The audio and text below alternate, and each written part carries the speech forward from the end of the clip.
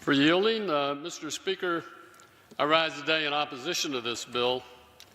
Rather than focusing energy on reaching a compromise with the Senate and the President to reopen the government and get those federal workers their paychecks, my colleagues across the aisle are spending time bringing bills to the floor that have absolutely no chance of passing and becoming law. The bill is a waste of everyone's time and a waste of the time of countless hours of hard work by members and staff on both sides of the aisle. Last Congress, my colleagues and I on Appropriations Committee worked hard for many months in a bipartisan and bicameral way to pass a transportation, housing, and urban development funding bill on time. In fact, Mr. Speaker, we passed that bill in the House in July of last year.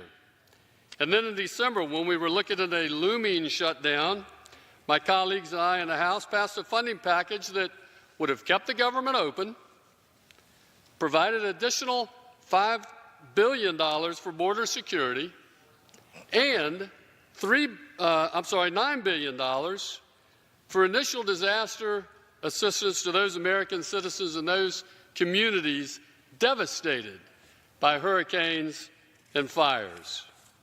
Instead, here we are, bringing to the floor a bill that ignores the bipartisan work of my House colleagues.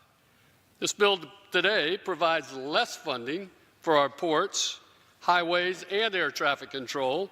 It provides less housing for people with disabilities, our veterans, and those living with HIV and AIDS.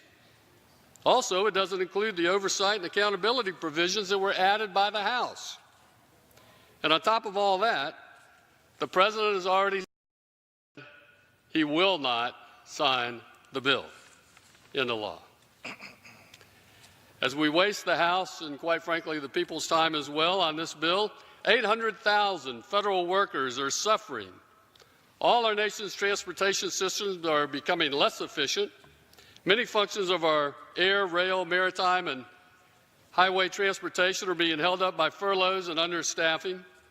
And those essential personnel who are required to show up, they go unpaid for their work. This is unjust and immoral. Mr. Speaker, I implore the Speaker of the House and my colleagues on the other side of the aisle to put aside these partisan tactics and bring to the floor bills we've already worked on through regular order and with bipartisan agreement. It's very simple. If the Speaker is truly serious about opening the government and getting people back to work, bring a bill to the floor that the Senate can pass and the President will sign into law.